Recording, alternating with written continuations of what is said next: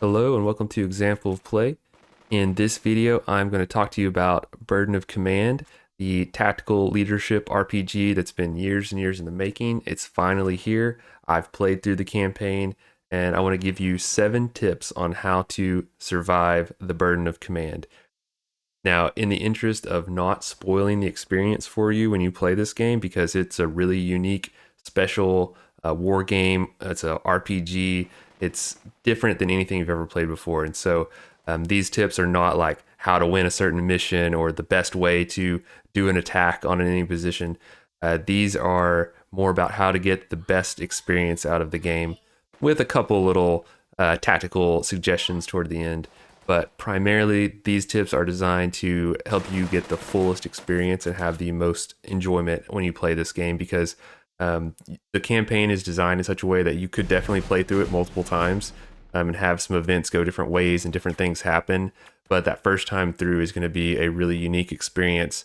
And so I don't want to spoil any of that for you. So all the footage in this video is just footage from my last video that I already used, because I don't want to show anything newer from the game or further in the game.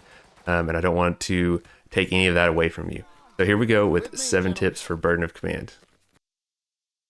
All right, so tip number 1 is the most important one if you're looking to get the richest, best experience out of playing through this campaign. Please listen to this. If you take nothing else from this video, please take my advice on this. And that is to roll with the punches. Don't try to save scum in this game. It basically defaults to Iron Man mode anyway, where you have your current save, and whenever you exit the mission or whatever you do, it's always going to save like your current state of the game. However, it will save 1 turn back just to be there in case like something goes crazy wrong, like you misclick something you absolutely didn't mean to click on, or you run into like a glitch. Playing through the campaign, I did run into a few bugs, and so it was helpful to have that turn to go back to a couple times. That's possible for that to happen, but I don't go down the slippery slope of trying to be perfect in this game, trying to roll back a mistake, because making mistakes, having things go wrong, running into surprises during the missions, like that is part of the experience. It's a tactical leadership RPG is what it calls itself. This isn't a game where you should be trying to get the perfect score on every mission, because you're just stealing from yourself if you do that. Part of the experience is that things are going to go wrong as you play. So whenever you play the game, just be in the mindset that you're always going to keep going forward no matter what happens. You're not going to try to reload and get the perfect outcome every time, because you'll just be lessening the experience if you do that. Tip number 2 is to be ready to embrace the RPG side of the game. So when you look at screenshots of this game, looking at this video, you're going to think it's a tactical war game or like a strategy game, just in a general sense, where you're moving units around in hexes, you're attacking the enemy. There is so much more to it than that. In between the missions, during the missions, there's constantly these text pop-ups that happen where you face different situations, you have conversations with other characters, and those things really matter. They're not just there for fluff, they are there to craft the story of what you're experiencing in this game, because this is not just a simple war game. It's not just a strategy game where you're playing through a bunch of linear missions. It's an RPG. And as you go, there are characters in your company, there are your other officers, your first sergeant, many of the privates in your company are there. They'll pop up again and again. And you, over the course of the campaign, you build up relationships with them.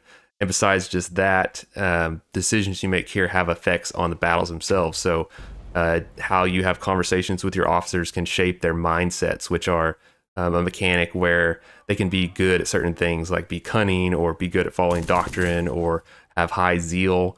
And those all have benefits or potential benefits later on, both in the missions and in the RPG side of things. And so, yeah, pay attention as you go through there and make dialogue choices, because the game does track a lot of stuff that you're doing. And also, you're crafting your character. You're kind of a blank slate at the beginning. You're a lieutenant. You get to pick kind of your background and pick the personality of your character over time by the choices that you make during dialogue.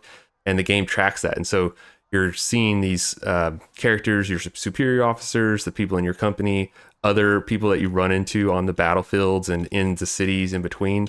There's a lot going on the RPG side of this game. So just be ready whenever you go into the game that is a big part of it. Don't rush through those things because a lot of times you also can get bonuses like getting some extra support during a battle, or running into gaining a favor from another unit that will repay you later. Things like that all depend on the choices you make during the RPG parts. So be ready to understand that that's a big part of the game and embrace it, and it'll add so much to the experience. All right, so tip number 3. This is pay attention during boot camp. So this leans a little more into the actual tactical war game mechanics side of the game, but also the narrative side is still really strong also in boot camp. So when you're there, it's basically extended tutorial sequence over 4 or 5 missions where you'll learn everything from just basic movement of your units up to running a full company-sized battle. And it's your chance to make mistakes and not have your guys die for real. And it's a chance to kind of learn the mechanics of the game because they are unique. In this game, if you just keep shooting at enemy units, you'll usually not destroy them, unlike most strategy games, unlike most war games even, where you just keep shooting at an enemy, you can destroy them or force them to run away. In this game, most of the time you're going to suppress an enemy, and then you need to close with them and force them to surrender or be destroyed in an assault. So the game uses the 4 F's of infantry combat, which is find the enemy, so figure out where they are, fix them by shooting at them some until they're suppressed, and then flank them, move a unit in position where it can do an assault, and then finish them. Send a unit in to assault them and wipe them out. Usually you'll force them to surrender, and then you'll win that way. If you just keep shooting at an enemy unit over and over, it's going to be really tough. Most of the time, you're not going to actually destroy an enemy unit that way. Every once in a while, you'll get lucky, which is always really nice when that happens. But also, if you don't understand these mechanics, you're going to have a really hard time in the real missions because you're not going to understand why I'm shooting at these guys. They're not dying. They're not going away. And that's because once they're suppressed, they're hiding. They're trying to not get shot at. So you have to close with them and finish them off. But if you don't understand all those steps and do them in the right sequence, you'll risk getting your guys exposed, getting them shot at in the open and taking lots of casualties if they try to assault an enemy position that's not suppressed and ready to be assaulted. During the boot camp, you'll also learn the narrative side of things, so you'll get to know the other characters, you'll get to understand kind of how the RPG mechanics work, and so it's the start of your story, so you gotta embrace that side of it too. And then additionally, the boot camp missions will do a great job of showing you some errors that you might make later on. I think the game's really clever in that there's a few things it'll kind of like hint at you to do, but not explicitly tell you to do. Like it won't say click here, do this. It'll just be kind of suggested to you. And if you're paying attention, you won't make a mistake. But if you aren't paying attention, the game will definitely slap you and make you feel a little silly of like, why did you do that? I won't tell you exactly what those things are because it's more fun for you to experience them yourself. But yeah, during boot camp, pay attention because it gets you ready for the 40 plus hours of missions that come after that of the real war, where you'll have a really hard time if you don't learn those lessons in boot camp before you get there. Now, next is tip number 4. This is again kind of a conceptual thing more than a specific gameplay tip, but it's understanding the dynamic of the men versus the mission. So over the course of the campaign, you'll have all kinds of different scenarios you face where you're attacking, you're defending, sometimes you're doing really unique things. Some of them are kind of short or really small scale affairs, and some of them are sprawling battles that go on for dozens of turns. But the one thing that's always present is that you have two objectives, 2 victory conditions for every mission, and one is for the men, one's for the mission. The mission is always going to be, what are you being ordered to do? Go take that town, take those objectives, whatever it may be. And then the men, which is usually it's don't take more casualties than a certain threshold, but it's not always. Sometimes it's different. Sometimes it's very different, and I won't spoil that because I definitely don't want to tell you some of the things that happen where that goal changes mid-mission and becomes very different what the men are wanting from you for that to be successful. But understanding that you got to balance those two things. There's a lot of missions. When I played through on the normal difficulty. I would say of the missions in the game, there were a few that I suffered a defeat probably a couple, two or three, where I actually lost the mission because I wasn't willing to keep taking casualties and try to push my guys harder.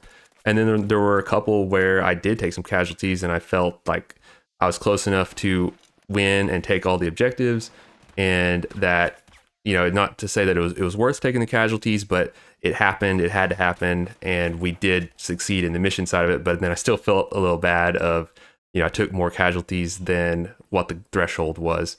And so as the leader, this is like a tactical leadership RPG. And so part of it is deciding, are we going to press on? Are we going to try to take these objectives? Are we going to withdraw? You have the option to withdraw if you take a lot of casualties. And in some missions, you'll have a narrative choice where you can choose to accept maybe a draw or cut the mission short prematurely based on what's happening. That's not always an option. It's just sometimes it's an option. And then you'll have, pop up and someone might make the case for why, hey, maybe we've done enough for today, or we need to keep going. And then it's up to you as the leader to decide that. But kind of understanding that if you lean too far one way or the other, it'll hurt you in the long term, because each of those gives you rewards. So you get loyalty from the men, prestige from your superior officers, and you need both of those things to keep your company tip top, because between missions you use those points to get experience reinforcements, or to level up your squads to get them more experience, to make them stronger, or to replace losses. A lot of different things. You need those points for a lot of different things. And so if you aren't able to get a mix of them, it makes the game a lot harder in the long run. And so you have to kind of try to do both, which a lot of times you can. A lot of the missions I was able to score a major victory in both categories, but some, it's just, even if you do everything right, it doesn't work out. All right, so tip number 5, this is just to be aware that your officers, the leaders in your unit, they are not invincible. They can go down in battle. And it's a tricky thing because they are super important. They have to kind of be at the front and helping to lead their platoon. They have to rally their squads if they get suppressed. They have to bolster them up to do an attack, or just to move across open ground, especially early in the game where your units aren't very experienced. And that means your squad leader, your platoon leaders are typically going to be at the front. They're going to be moving between their squads. They're going to be trying to do it all at once. And the trap you kind of run into is that you get used to them doing that, and you start taking risks that maybe you shouldn't take. And especially if your leader is moving alone between squads, they're very vulnerable to being taken out. This is kind of an actual gameplay tip of, be cautious of moving the officers by themselves, because if, say, you wander into a machine gun's target range, there's a high chance of them getting wounded and being taken out of the battle if they're moving by themselves through open territory. And it's a tricky thing because, like I said, you get kind of overly confident. You think these guys are untouchable because they'll lead so many assaults. They'll be right there at the front getting the job done over and over and over. And it can really blindside you if one of them goes down. And it has a pretty devastating effect. Like if one of your platoon leaders goes down, their whole platoon becomes suppressed and is basically a wreck for a few turns as you kind of put them back together. If your company commander goes down, so for most of the campaign, that's you as the company commander. If you go down, like the whole company gets suppressed, and it's a really devastating loss. But that said, the other side of the coin is going back to don't save scum, don't reload, because if they go down, a replacement, someone rises from the ranks to continue leading the platoon or leading the company, and they're usually fairly capable. And so part of it, some of the most memorable missions I had in the campaign were ones where I lost one of my leaders and their platoon rallied and still won the mission even without them. One where my character actually went down, and I thought on like turn 3, and I thought, how am I going to do this? But we actually, rallied and managed to win the mission even after that happened. So don't just reload if it happens, but just be aware that it's possible it can happen. So don't be reckless with those guys, because it does make your life a lot harder if one of them goes down. Tip number 6 is, again, more of a gameplay focused one, and that is that your support units that you get are priceless. You got to use them carefully. So your core force is a company of riflemen in World War II. That is mostly rifle squads with a few supporting machine guns and like one mortar. And so you don't have a whole lot of extra firepower outside of that. in your core force. But in a lot of missions, you will get support units. So you'll get like extra artillery that you can call in. You'll get an extra machine gun team or a bazooka team or something. And sometimes you get tanks. Sometimes you get one or two tanks. Sometimes there's a couple missions where you get a lot of tanks. And you'll think, wow, I've got a platoon of tanks with me. This is going to be easy. And that is the worst mistake you can make on those missions, because your tanks, especially, are kind of like glass cannons. Like, they're super powerful if they're used properly in a realistic way, which is that they're supporting your infantry. Your infantry have to support them. If you just roll your tanks forward and think, oh, I'm just going to roll up on that enemy position and blast it, you're 9 times out of 10, you're going to lose that tank, because there's going to be something you didn't see yet. There's going to be an AT gun halfway across the map that's looking right down that road. There's going to be a Panzerschreck team hiding in that one spot your infantry didn't check. That's where that Panzerschreck team is going to be hiding. And so just be aware that you need to use those forces carefully. Some of the heavier artillery can be devastating if you use it in the right time, in the right place. You can suppress a bunch of enemy units at once. The tanks can be super powerful if you use them correctly. They can support your infantry support them. And then sometimes there's enemy tanks and you got to deal with those. And that can be tough. So if you lose your tanks and the enemy still has their tanks, that's going to be a hard day for your rifle infantry to close with them and find some way to destroy them up close if you don't have any other anti-tank weapons. So yeah, just use those support weapons. They can be really potent. They can really help you, but you got to use them carefully. All right, and then my final tip, this kind of ties together the narrative side and the tactical war game side of things, and that is to understand how the veteran units, like your squads that get leveled up and more experienced, how they can just do so much more than the squads you have at the very beginning can do. And I say this just to understand why it's important to do things that get you those loyalty and prestige points, because you can use those to get your squads more experienced faster. And also to understand that my best tip for like the early mid game, as far as just strictly gameplay wise, is to try to get at least one good veteran squad in each of your platoons, because once they hit a certain level, they get more orders. So that's more actions they can take on a turn. Where at the beginning of the game, they have 2 actions. So basically, they can move, they can shoot, or they can do those things twice. Whenever they get further into the game, they can get up to where they have 4 actions. And that makes a huge difference. They can move way further, they can shoot multiple times, and they're way more likely to succeed in an assault. So if you get conditions right and you got a veteran squad assaulting, like, they can usually not take any casualties and have like 100%. You send them, they're going to win. They're going to do that assault and win. Whereas the early game units, there's a lot of times if they don't have their squad, their platoon leader with them, bolstering them, full morale, conditions have to be perfect for them to be guaranteed to get an assault, where later in the game the veteran squads are much more capable. So like, just from a meta game standpoint, try to spend your points where you get those experience levels as quickly as possible. So like, one tip I had was I would look, you get an extra star of experience at every 100 points of experience. And so I'd always look to see like, which of my squads can I give like one bump to and get them to that next level, because it really does make a big difference. So try to do that, and then try to once you get them there, try to keep those squads there, which means don't let them take a bunch of casualties, or if they do take casualties, try to replace those with experience replacements instead of the green replacements, because that lowers their experience points, and then you're back to them being less capable as a squad. And then your officers are the same way. They get more orders, they become more effective over time. So try to build their experience up as well, but it's a little harder with them because it's more expensive to try to just bump their stats up. All right, so there are 7 tips to help you shoulder the burden of command and make it through World War II with your cotton balers, to take your company to victory with as few casualties as possible. Like, you're going to take casualties. Characters in the game are going to die. There's no getting around it. Like, bad things are going to happen over the course of this narrative that spans multiple years of World War II in a line combat unit. It's just going to happen. But using these tips, I'm going to try to get you there and be successful. And really, the most important thing is to get full enjoyment out of the game, because this is really like a one-of-a-kind experience. Once I started playing it, I really couldn't stop. Like, every day I kept playing at least 1 scenario, 2 scenarios every day until I got to the end, because I just wanted to see what happened.